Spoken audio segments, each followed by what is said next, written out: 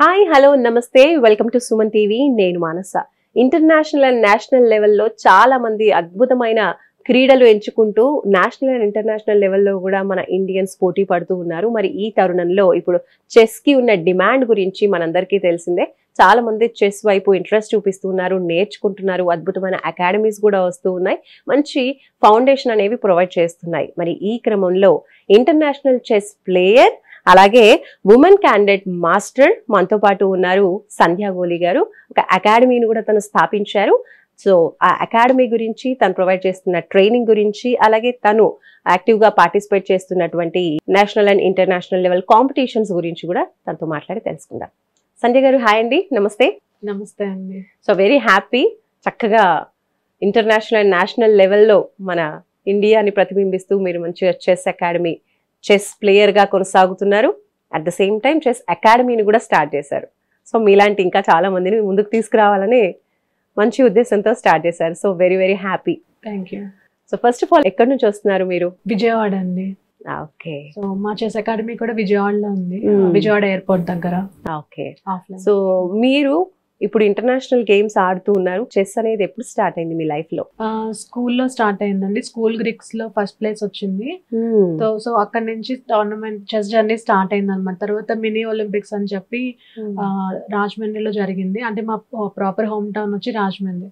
So అక్కడ జరిగింది. అక్కడ విన్ అయ్యాను. ఇంకా అలా కోచ్ రావడం, ఇలా చేయాలమ్మా అని చెప్పడం, ఇంకా అలా మా మదర్ కోచ్ని పెట్టడం కంటిన్యూ చేశాను.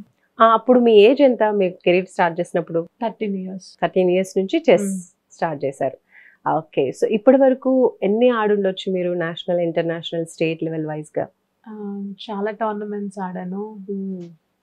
నేను ఎప్పుడు కౌంట్ కూడా చేయలేదు. ఫస్ట్ గెలుచుకుంది ఏంటి? ఫస్ట్ వచ్చిన అవార్డు ఏంటి? ఫస్ట్ స్కూల్ గ్రిక్స్ లోనే ఫస్ట్ వచ్చింది నాకు. అంటే స్కూల్లో ఫస్ట్ వచ్చిన తర్వాత గ్రిక్స్ కి వెళ్తాం కదా, అక్కడ ఆ ఇయర్ ఓడిపోయాను. నెక్స్ట్ మా అన్నయ్య నన్ను ప్రిపేర్ చేసి అలా నెక్స్ట్ ఇయర్ మా స్కూల్లోనే గ్రిక్స్ జరిగింది. సో 35 schools అలా వచ్చాయి అనమాట. సో అప్పుడు నాకు ఫస్ట్ వచ్చింది. సో అలా జర్నీ స్టార్ట్ అయింది. Right. So first time national లెవెల్లో ఎప్పుడు ఆడారు? చండీగఢ్ 2002లో ఆడాను. అండ్ అలాగే 2018 and 19 లో కూడా గోల్డ్ మెడల్ గెలుచుకున్నారు కదా, అది ఏ కాంపిటీషన్ కి? Asian women 2018-19 China and Nepal లో జరిగాయి. సో అక్కడ 3 gold medals, 2 classical, 1 blitz అన్నమాట. రైట్. అండ్ ఇంకా ఏమేమి అవార్డ్స్ వచ్చాయి మీకు?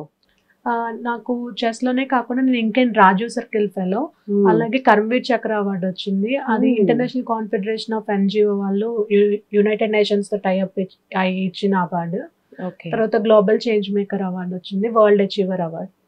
సూపర్ అండి, చాలా మంచి అవార్డ్స్ అందుకున్నారు. సో ఇంత సక్సెస్ఫుల్ గా యాజ్ ఎ ప్లేయర్ గా మీరు international, national games gold, silver medals అన్ని అందుకుంటూ ఉన్నారు. అండ్ అకాడమీ, ఒక చెస్ కి ట్రైనింగ్ అకాడమీ అనేది ఎప్పుడు స్టార్ట్ చేశారు? ఎందుకు స్టార్ట్ చేయాలనిపించింది? సో 2015 లో మేము సంధ్యా చెస్ సెంటర్ అని స్టార్ట్ చేసాము. రిజిస్ట్రేషన్ ఎప్పుడైతే 2014 లో ఒక పేరెంట్ వచ్చి యుఎస్ లో అలా అడిగేటప్పటికి నా మీద నాకు కొంచెం కాన్ఫిడెన్స్ స్టార్ట్ అయ్యి, సో ఉంటుంది కదా అని రిజిస్ట్రేషన్ చేయించాము. తర్వాత 2024 లో సంధ్యా చెస్ క్లబ్ అని నేమ్ చేంజ్ చేసాము. సో చెస్ మామూలుగా సంధ్యా చెస్ అకాడమీనే, బట్ కాకపోతే ఏంటంటే యుఎస్, యూరోప్ లో క్లబ్ అంటేనే తెలుస్తుంది అనమాట. సో అందుకని ప్రొఫెషనల్ గా లుక్ ఉండాలని చెప్పి మేము సంధ్యా చెస్ క్లబ్ కింద చేంజ్ చేసాం 2024 December. అండ్ ఇప్పుడు కూడా అంటే ఇంటర్నేషనల్ ప్లేయర్స్ అందరూ వివిధ దేశాల నుంచి ఉన్నారా మీకు ప్లేయర్స్? స్టూడెంట్స్ మాకు యుఎస్ నుంచి ఉన్నారు, దుబాయ్ నుంచి ఉన్నారు, యూరోప్ నుంచి ఉన్నారు, ఇండియా నుంచి ఉన్నారు. ఓకే. ఎక్కువగా అంటే ఎక్కువ పీపుల్ ఆఫ్ స్టూడెంట్స్ అసలు ఏ కంట్రీ నుంచి ఉన్నారు?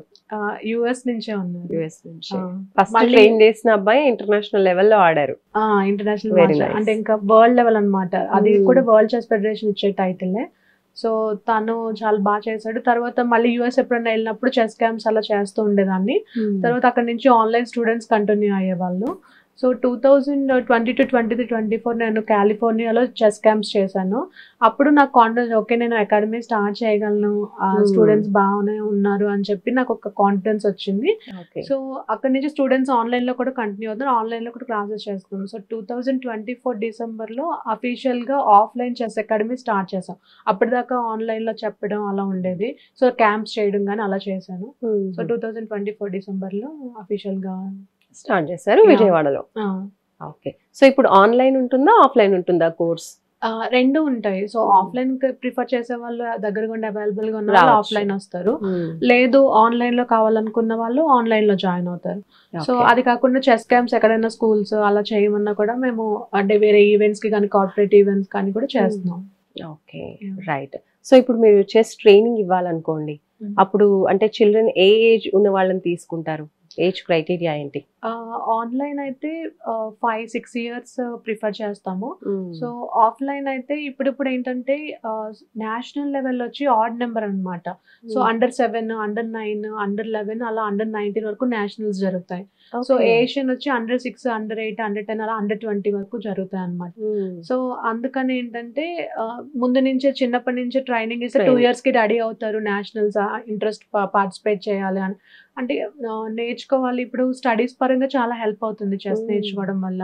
సో స్టూడెంట్స్ డెడికేటెడ్ గా ఫోకస్డ్ గా ఉంటారు, కాన్సన్ట్రేషన్ పెరుగుతుంది, ఐక్యూ పెరుగుతుంది, మెమరీ షార్ప్ అవుతుంది. సో ఇలాంటి రీజన్స్ వల్ల స్టడీస్ లో కూడా బాగా రావాలని చెస్ నేర్చుకునే వాళ్ళు ఉన్నారు, అలాగే చెస్ లో అచీవ్మెంట్స్ రావాలని ఉన్నారు. అలాగే ఏంటంటే స్పోర్ట్స్ కోటాలో ఇంజనీరింగ్ కానీ నీట్ రాసిన తర్వాత మెడిసిన్ సీట్స్ కానీ వాటికి కూడా స్పోర్ట్స్ కోటాలో యూజ్ అవుతుంది. సో అదొక రీజన్. తర్వాత స్పోర్ట్స్ కోటాలో జాబ్స్ కూడా వస్తాయి, స్టడీస్ జాబ్ అన్ని కూడా వస్తాయి కాబట్టి ఇటువైపు కూడా వెళ్తూ ఉంటారు. అండ్ అలాగే అంటే హైయెస్ట్ ఏంటి, ఏ ఏజ్ వరకు కూడా ఈ చెస్ ని ఆడొచ్చు, నేర్చుకోవచ్చు అంటారు? యాక్చువల్లీ చెస్ లో గుడ్ థింగ్ ఏంటంటే ఏజ్ రిటైర్మెంట్ లేదు, 90 years కూడా ఆడొచ్చు. రీసెంట్ గా ఆ మధ్యన 100 years ప్లేయర్ కూడా ఆడారని చెప్పి అనౌన్స్ చేసి ఆ ఫొటోస్ అవి పెట్టారనమాట. సో 3 years బాబుకి 1500 రేటింగ్ వచ్చింది, 3 years 8 months. 3 years నుంచి 100 years వరకు ఇంకా మనకి ఇంట్రెస్ట్ ఉండాలి కానీ ఏజ్ తో సంబంధం లేదు. సో 100 years వరకు కూడా ఇంటర్నేషనల్ గేమ్స్ అని కూడా ఆడొచ్చు. మామూలుగా అయితే వేరే గేమ్స్ కి అయితే ఏజ్ క్రైటీరియా కంపల్సరీ ఉంటుంది, ఇక్కడ మాత్రం అస్సలు లేదు.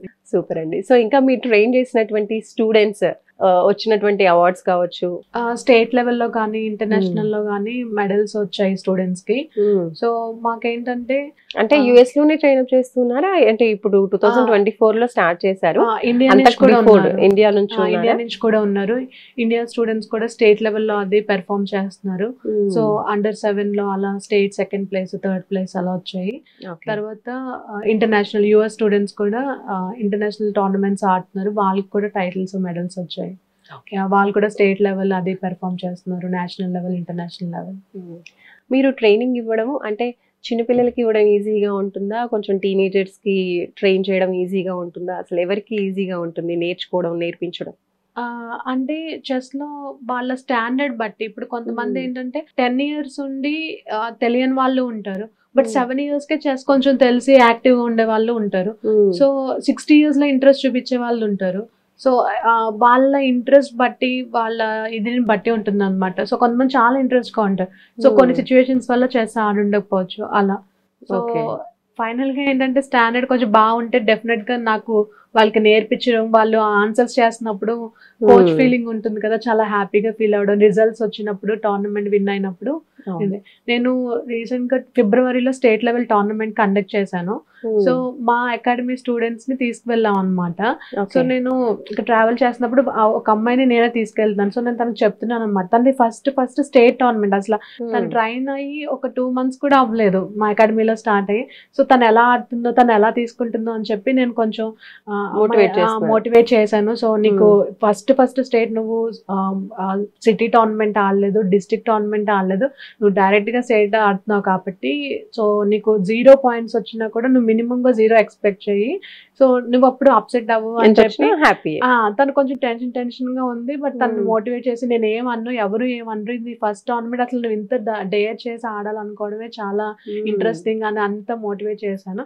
తర్వాత ఆ టోర్నమెంట్ లో తనకి 1 win వచ్చింది, 2 draws వచ్చాయి 7 rounds కి. సో అసలు నేను కూడా షాక్ అయినా అనమాట. సో ఆ రిజల్ట్ అయితే అసలు ఏమి చేస్తాను, వాళ్ళకి స్టేట్ లెవెల్లో 2 points వచ్చాయి అనమాట, 2 draws 2 win.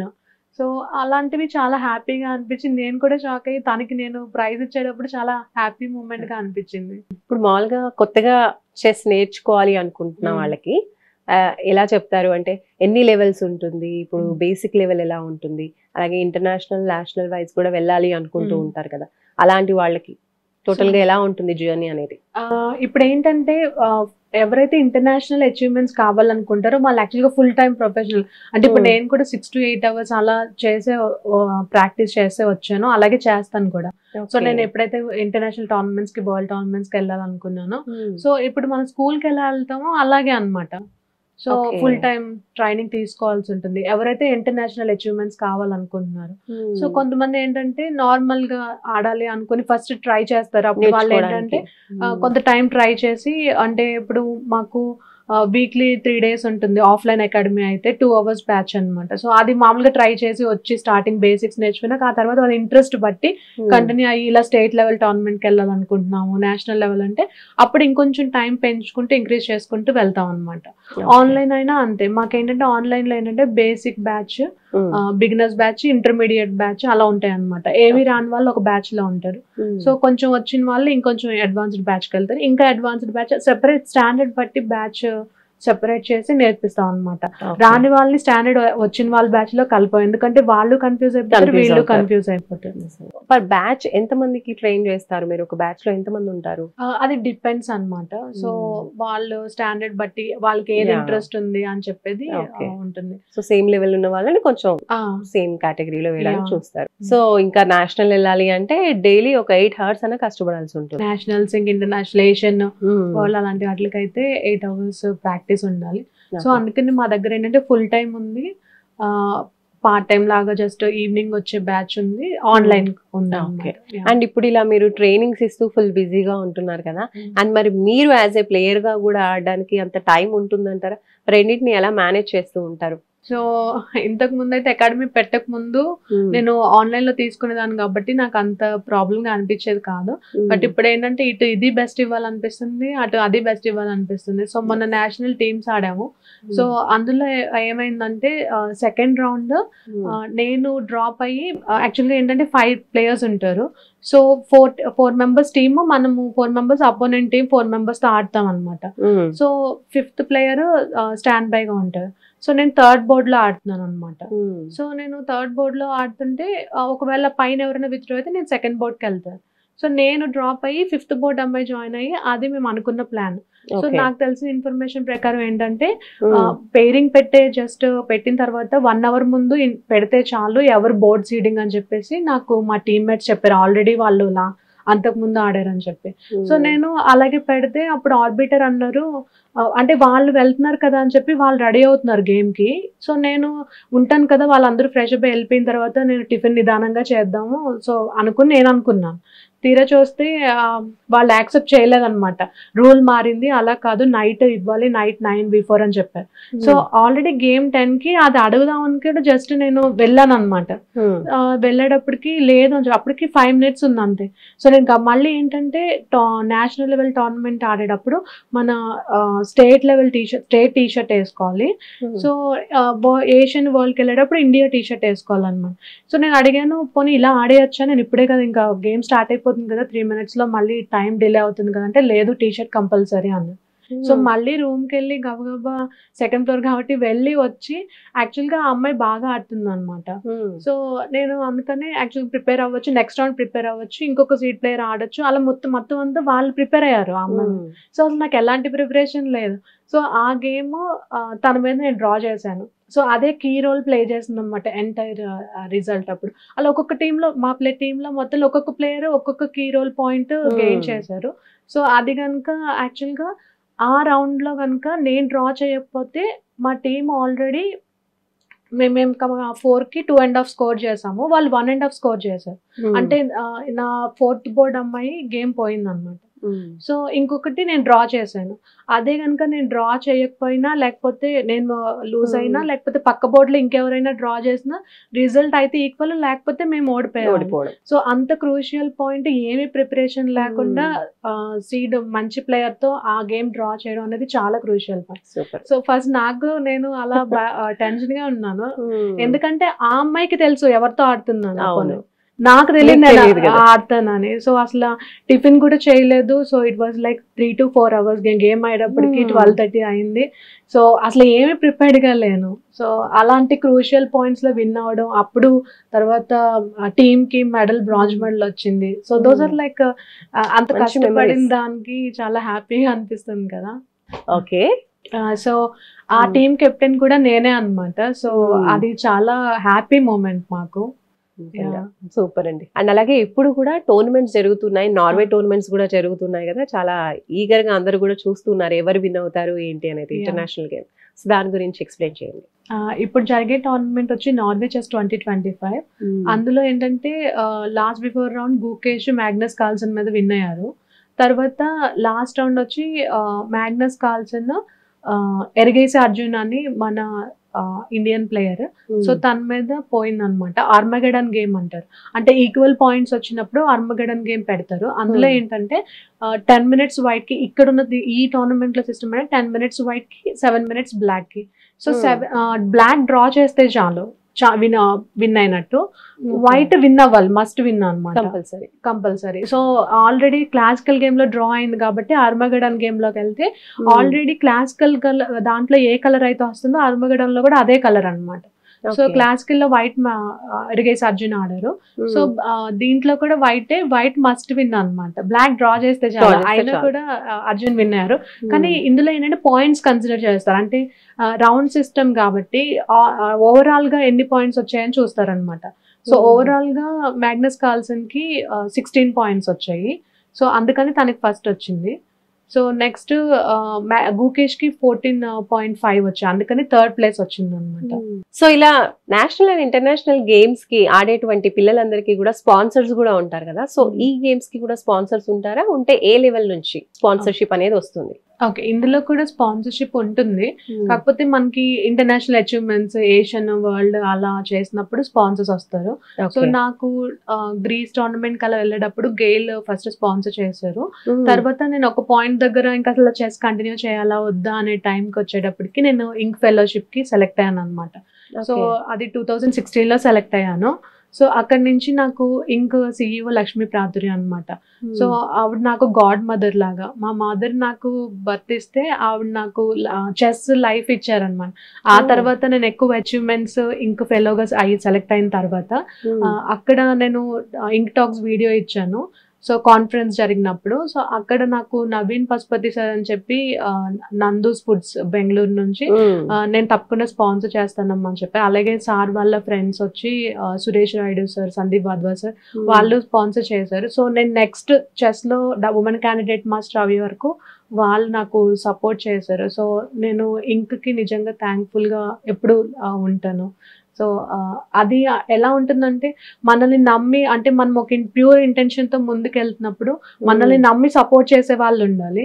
సో స్పాన్సర్స్ ఏంటంటే చాలా వరకు బాగా ఫస్ట్ వచ్చి ఏజ్ కేటగిరీస్ లో ఫస్ట్ వచ్చిన వాళ్ళని అలా ప్రిఫర్ చేస్తారు. బట్ మీడియం గా ఉండి మిడిల్ క్లాస్ నుంచి వచ్చే వాళ్ళని కొంతమంది చేస్తారా లేదా ఎంకరేజ్ చేయడం. సో అలా కాకుండా నేను ఇంక్ ఫెలోషిప్ కి సెలెక్ట్ అయిన తర్వాత నా మీద నమ్మకం, నేను 4 years తర్వాత కూడా రిజల్ట్ తీసుకొస్తాను అని చెప్పి నన్ను నమ్మి సపోర్ట్ చేశారు. సో ఇప్పటి వరకు నేను ఉమెన్ క్యాండిడేట్ మాస్టర్ టైటిల్ రావడానికి అది కారణమైంది. ఇంక్ కానీ, గెయిల్ కానీ, నందు స్పోర్ట్స్ కానీ.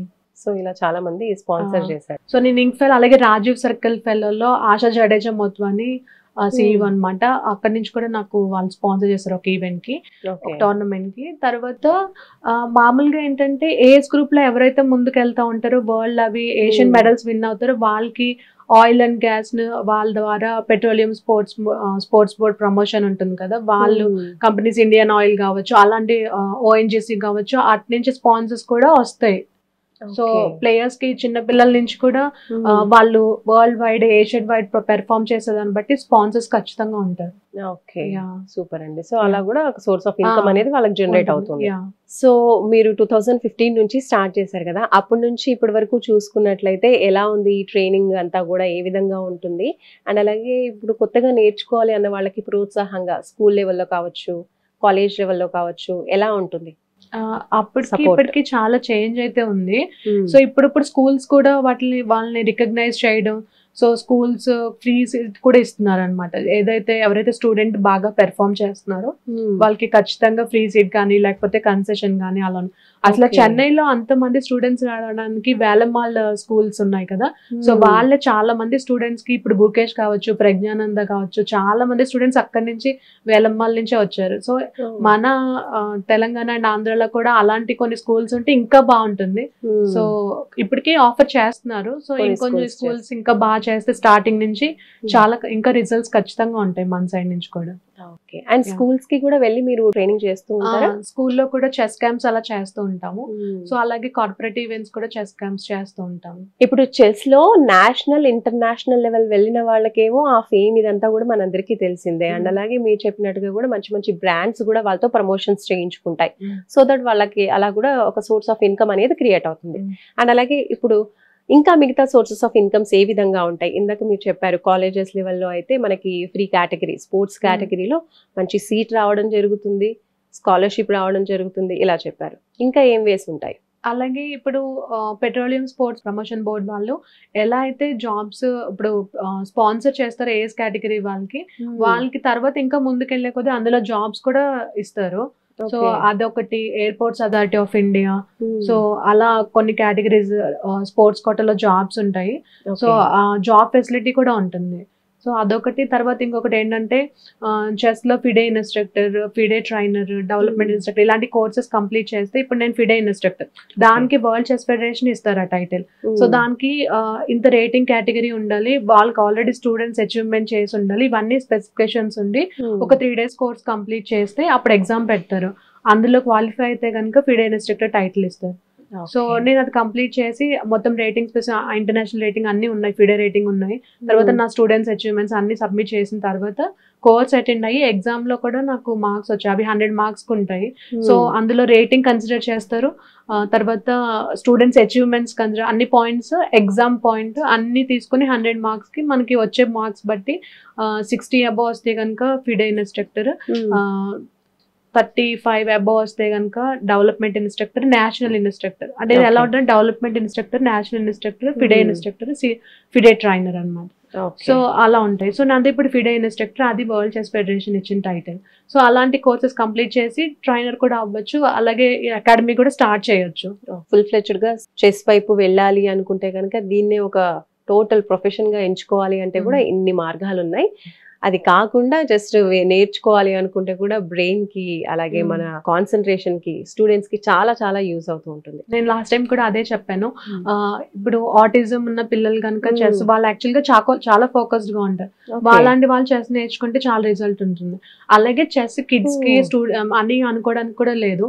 సో సీనియర్ సిటిజన్స్ ఎవరైతే ఆల్జీమర్స్ అలా వచ్చేది ఉంటుందో ముందు నుంచి కూడా మనం చెస్ ఆడడం వల్ల ఏంటంటే బ్రెయిన్ షార్ప్ గా వర్క్ అవుతుంది కాబట్టి వాళ్ళకి ఆల్జీమర్స్ రాదు. ఒకవేళ ఆల్జీమర్స్ వచ్చిన వాళ్ళు కంటిన్యూ చేస్తే అది రికవరీ అయ్యే ఛాన్స్ కూడా ఉంటుంది. సో చెస్ అదొకటి. తర్వాత ఇప్పుడు సాఫ్ట్వేర్ ఎంప్లాయీస్ అవ్వచ్చు, ఎవరైనా సరే రిలాక్స్ స్ట్రెస్ నుంచి బయటకు రావడానికి అలా చెస్ చాలా యూజ్ అవుతుంది. నైస్ అండి. అంటే ఒక గేమ్ లాగే కాకుండా ఇది డిఫరెంట్ హెల్త్ ప్రాబ్లమ్స్ ఉన్న వాళ్ళు, అంటే అల్జీమర్స్ అంటే మర్చిపోతూ ఉంటారు కాబట్టి అలా మతిమరుపు అనేది ఓల్డ్ ఏజ్ లో రాకుండా ఉండడం కోసం కూడా చక్కగా ఇది యూజ్ అవుతుందంటే ఇంకా చాలా సూపర్. అసలు నైస్ అండి. సంధ్య గారు చాలా ఇన్ఫర్మేషన్ ఇచ్చేసారు. So thank you so much. As a trainer గా అలాగే ఎన్ని సోర్సెస్ ఉంటాయి, ఇప్పుడు చెస్ వైపు వెళ్తే గనక లైఫ్ ఎలా ఉంటుంది అనేది ఒక క్లియర్ కట్ గా ఎక్స్ప్లెయిన్ చేశారు ఈ వీడియోలో. So thank you so much. So academy కూడా స్టార్ట్ చేశారు, ఆన్లైన్ లో ఆఫ్లైన్ లో ట్రైనింగ్ కూడా ప్రొవైడ్ చేస్తున్నారు కాబట్టి మీరు కూడా కోర్సెస్ నేర్చుకోవాలి అనుకుంటే, చెస్ లో మీరు కూడా ఛాంపియన్ అవ్వాలి అనుకుంటే గనక తప్పకుండా ట్రైనింగ్ తీసుకోండి. సంధ్య గారు కూడా చక్కగా ప్రొవైడ్ చేస్తున్నారు అంటున్నారు. సో ఇంకా ఏమైనా ఫర్దర్ డీటెయిల్స్ కావాలి అంటే స్క్రీన్ పైన కనిపించే నెంబర్స్ కి మీరు కాల్ చేయొచ్చు. చూస్తూనే ఉండండి Suman TV. Thank you so much అండి. Thank you.